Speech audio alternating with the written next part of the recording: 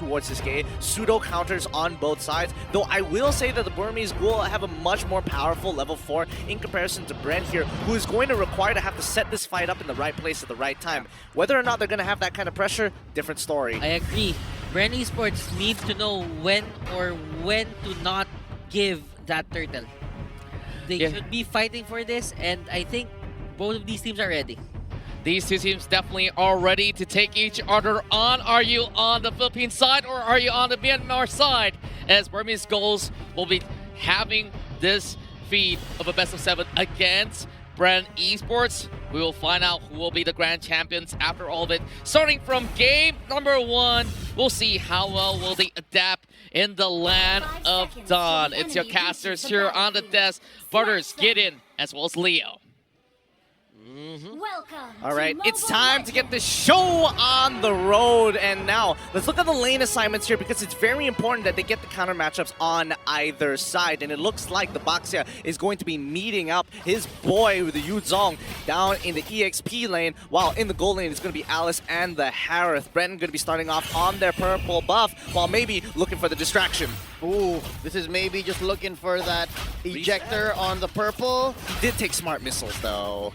Oh, all right, so he's just going to try to steal, clear wave, bother them maybe. Going to be using the Cyclone Eye right on through. Flapteasy has lethal intentions, goes for the stun, misses. There's no damage here, but puts maybe at pretty low health. So yeah, that's the tank of Burmese GHOULS out of commission for now. I like the reaction of Flap just going in for that first kill, running over maybe.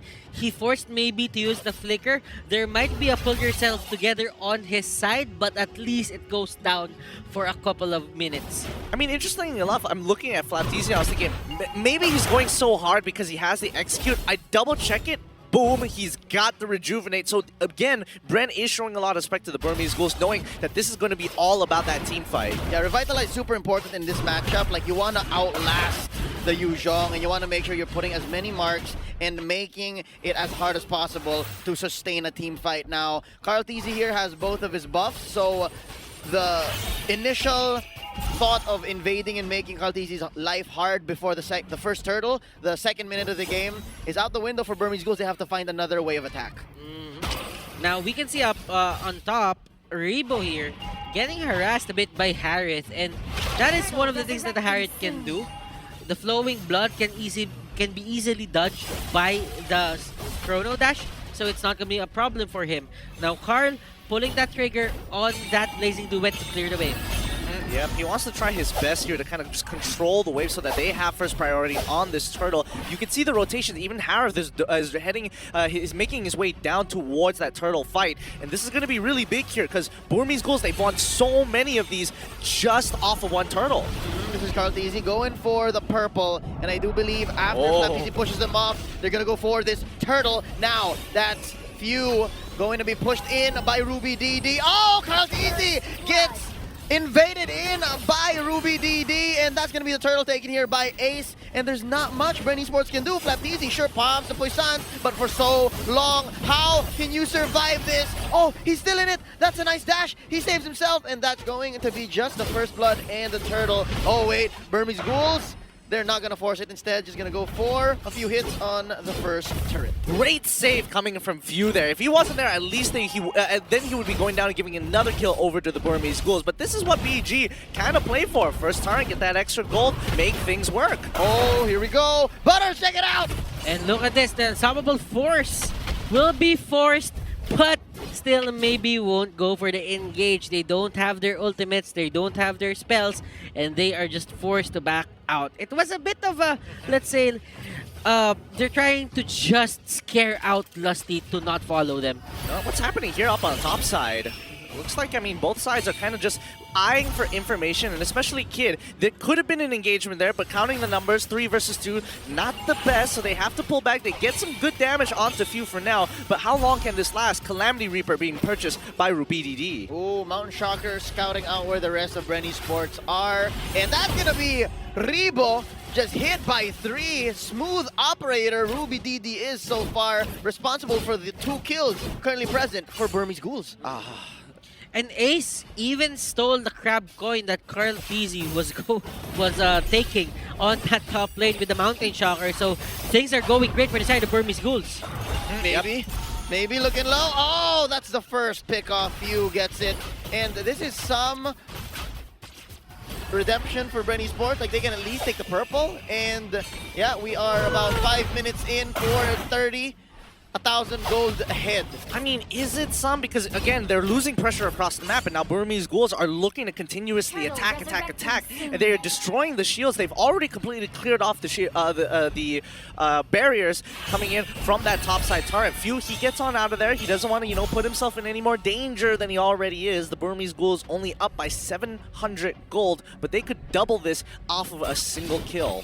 BREN ESPORTS, they should look out for the pickoffs that Burmese Ghouls are going for. Yep, on angles, the Burmese Ghouls want to go, and that's Few getting blasted out, but Ace from the back lines getting caught first. That's a trade currently. The mid support for the core and the tank, and now Flapteezy still has the Poisson, gets caught in there by the Dragon Tail, knocks him out, and the fight stays here near the turtle pit. Now Lusty trying to make sure that they all stay put, and Kaltiti trying to take this, and he does it 1-for-1 now. An injector onto one. Rebo going into the back lines. He is going to retreat. RubyDD wants more. That's the disengage. Oh, RubyDD, he needed to target a single person. He drops down the Zaman Force and he got splits in two. He wants to go for D, but then Kaltizi's in the back. Which does he go for? BREN ESPORTS know that Burmese Ghouls have the team fight on lock right now for the early game. What they are doing right now is this: they're trying to get the small victories. Get the turtle, don't overextend, do not engage them as much as possible. It's their time now. Just scale for a bit, wait for the proper timing to fight, and BREN ESPORTS are doing it well. Can they get more, though? Can they push this advantage that they have here? D needs to get out of there. Oh, no, Rebo, he gets caught by the Imperial Justice. Great play coming in for the Burmese Ghouls, and a huge counter item here. Necklace of Durans just to stop the healing coming in from everybody on the side of BREN. And they want to go for another pick onto Lusty. Wrong place, wrong time. On the bottom lane, there is another kill on Flapteezy, and bodies are going down on the floor just because Burmese Ghouls, they really like these pickoffs. 3 fronts and 3 losses here for BREN ESPORTS so far. Kaltizi looking for revenge. The bloodthirsty prodigy here gets one at least, shutting down RubyDD. Now the fight continues after taking this turret. That's D knocking him up. Gonna go for the Black Dragon form. This is a full bar of Sha energy, and now Kaltizi dueling with Ace. And there you go. The unstoppable force takes down the core. That's Claude destroyed here, Kid flickering out, and that's D finally shut down by Lusty. Currently 2-for-1. BREN ESPORTS, they seem to be getting trumped by Burmese Ghouls at every turnstile. I think so far, I think it's just 2 mistakes, and that's why the Burmese Ghouls are only slightly ahead here. Burmese Ghouls, they've been getting a lot of these kills, but for the side of BREN ESPORTS, they're getting the trades, because the last time they met, every fight that Burmese Ghouls wins, it actually has an objective that comes with it. But for this certain game, there is always a trade in terms of 2-for-2, 2-for-1, and Burmese Ghouls, they're not getting the turrets early. Yep, unstoppable force here, plus the ejector into the back lines. Poisson's not gonna save you. RubyDD, an assassin of a Harith, takes down Flap. And now, hold up, Kaltizi looking for some revenge. Kid uses the Imperial Justice to retreat. That's gonna be D going in. Where's the backup? They're looking for it. Kaltizi getting blasted. Oh, that's the fatal links onto one. D is still alive. A bar full of Sha, and that's Few destroyed by D, and they get away with it. RubyDD is just having a ball. Oh my goodness, how did D survive that? My goodness, he really took quite a beating off of it.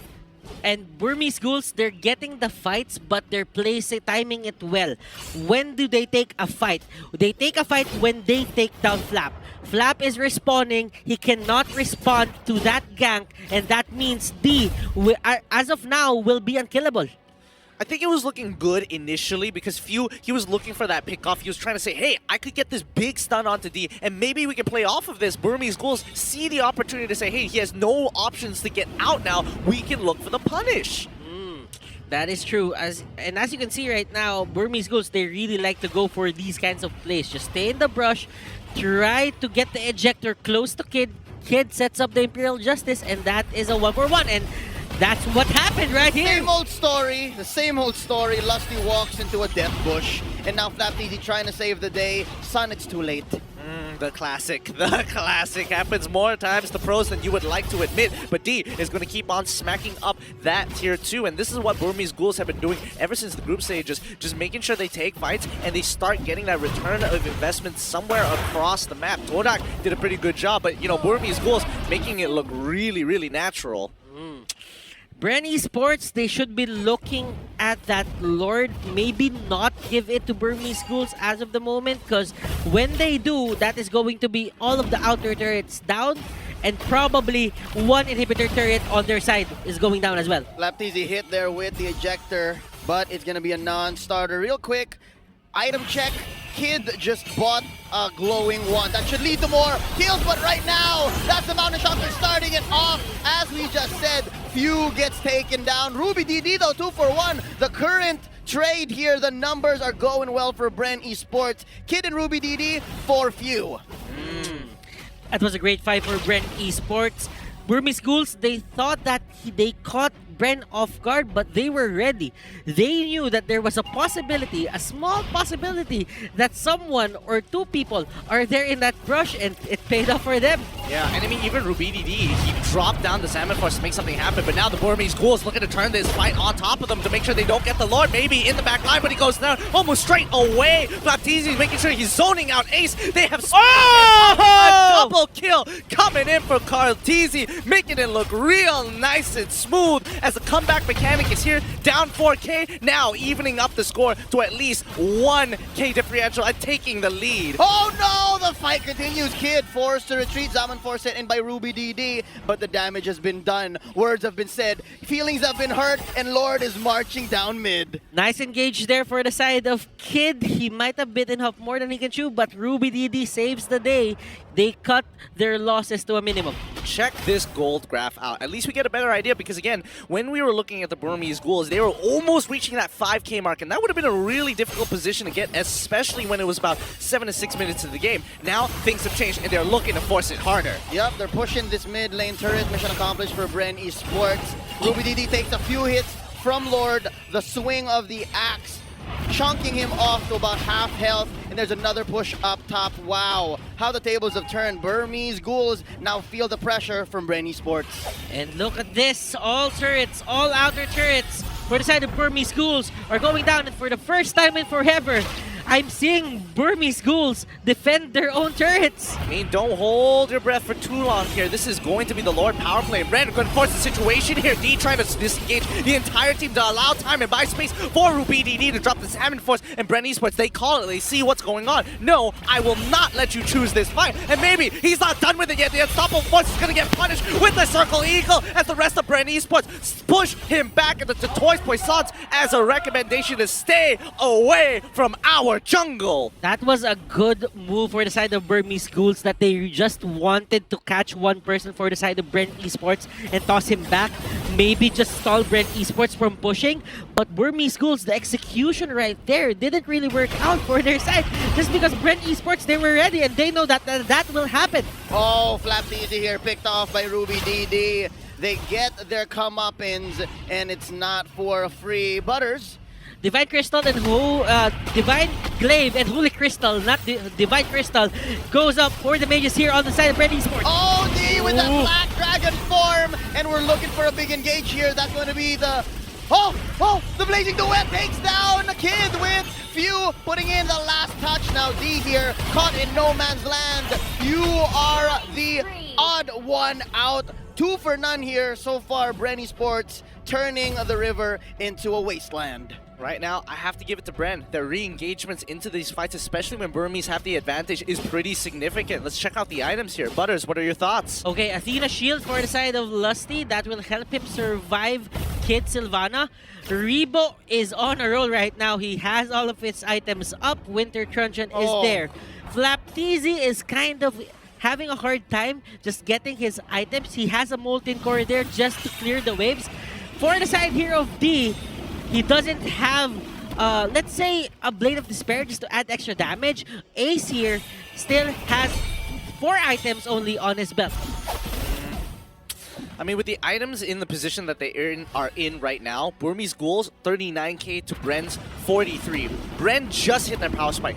All Burmese Ghouls have to do, play this slow, clear that waves, wait until that Lord is up, and then play this stalemate where you're putting enough pressure to say, hey, I could look to contest you on Lord, and I might contest you on Lord, but as long as you are not finishing the Lord, we have enough time to hit our 42k power spike, and then that's where they're going to call it.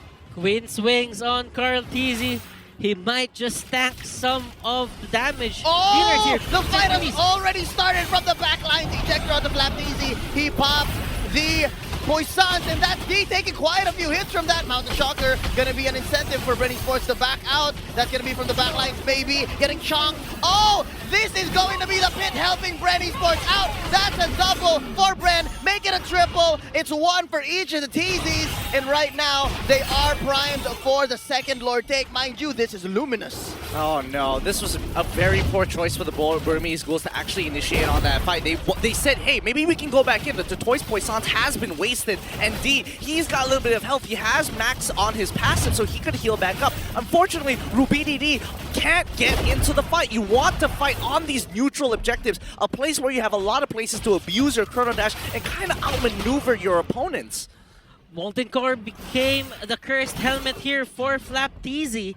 Carl Tizzy having a good time just roaming around the map, getting those stacks, and Dominance Eyes, Queen Swings, Cursed Helmet. That is enough defense items to tank the damage that will come out from Burmese Ghouls. So that means as long as Flap Tizzy is getting item progression, there is going to be a lot more resources that will be put to him to take him down. I would totally agree here, and again, Burmese Ghouls have to choose the places that they fight in. They cannot go into these narrow corridors. They cannot afford to get hit by these big-ticket ultimates from Lusty. And if Rebo gets into that back line, sure, you have escape mechanics, but Kid needs to be the one to dictate where the place and time the fight is going to occur. And those are all tall orders because BREN Esports has the superior combat mobility. They can just say where the fight happens and they can force him, and right now that's what's happening here. Mountain Shocker to try and clear the waves, but it's too little too late. Lord already whacks away at that inhibitor turret. Ace at less than half health. That's going to be the push on bottom lane as well. Now only mid stands. Let's see how Burmese Ghouls will deal with the second Lord of the game. There's a fight on all fronts here, and I'm waiting to see who's going to make the first move. Oh, thankfully they were able to kill the Lord before it actually charged in towards that inhibitor down on mid side. That would have been a huge blow. That Rebo is just turning on that Blood Ode. He's never turning it off. He has the purple buff on under his belt. Now Carl Tizzy, they have all the time in the world to just end this just because Burmese Ghouls, they're not getting their buffs anymore. Yeah, this is the choke right here. I mean, yes, you're saying it's a choke, but it's only 8k. They're only 8k behind. Burmese Ghouls, if they win one fight, they're even. And if they win that fight, the goal lead isn't going to matter at all once it hits that 53k mark. But then again, Gideon, if you are defending this hard, you take every advantage that you can. True, but that also means you have a safe way to farm. It goes both ways here. BREN need to find a way to catch the Burmese Ghouls off guard. And the Burmese Ghouls, if they get a little too antsy and they don't play disciplined and walk out and get punished for that mistake, BREN will end this game. There's going to be 92 more seconds, and Burmese Ghouls don't necessarily have to force anything. So far, these two teams have been acting like well-informed businessmen. They know the economy of their skills. They know what the timings are like. They know which heroes should be the priority. And right now, they know how much each buff costs. And that's what I'm trying to get at. The last time we checked, as you said, it was what, like a 7k, 8k gold lead? Just. But that's because BREN Esports has been on the choke only about a rotation of buffs in, but now that's the second or third, and Burmese Ghouls, you see it, you feel that RubyDD, you feel that Ace, they're just not dealing as much damage. For now, but let's have a look. I mean, they've got the purple buff, which is really important, especially for Rebo here. And now, keep your eyes on Carl Tizzy. When he has that orange buff, Burmese Ghouls might have to reconsider whether or not, who the hero priority is going to be here. And this orange buff, it's way too important. Oh! Legs pulled in 2 from the Burmese Ghouls, and the Mouth Shotgun does come out, but maybe he's trying to zone out the rest, and Flapteezy, he doesn't mind taking that damage as he goes on forward, but RubyDD is going to be the next on the chopping block. He tries to dodge it around with his Advent Force, but it ain't going to be enough as maybe pulls backwards, and Kid, he can't do too much. He turns around with the Imperial Justice. Ace tries to go in and get the killing spree. He's got it down. Now it's a 1v3. He dodges right in between, sweeping and sliding, but Rebo finally joins the fight. This is looking pretty bad for the Burmese Ghouls, especially on game 1, and BREN, they call it off, take their wins, and now they need to end this right here, right now. And this is going to be Few trying to do as much damage as possible. Maybe here, gets gone out. Ace gets gone out as well. And look at this, the burst down won't be there, but that is not going to be the main objective as the base of Burmese Ghouls go down. That's game 1 taken here by BREN Esports. Chalk one up to the Filipinos. And Butters, how perfect you called the very last moments. This is a different BREN Esports. They don't need that game 1 pickup. Yeah, and of course, we're going to get back to Butters in a little bit. This is what you actually talked about much in the couple of all these series. They always lose game 1, and they are proving everybody wrong this time. They are picking First Blood. Yeah, more importantly, that First Blood, it really made quite a difference, didn't it, Butters? Yeah, I mean, in terms of the pacing here, the First Blood was good, but at the same time, Burmese Ghouls, they still played their game. They had the perfect early game. They got the first turtle. They got what they wanted. But the thing right now, the difference right now is BREN Esports, they really thought about how to handle that pressure. They always go for the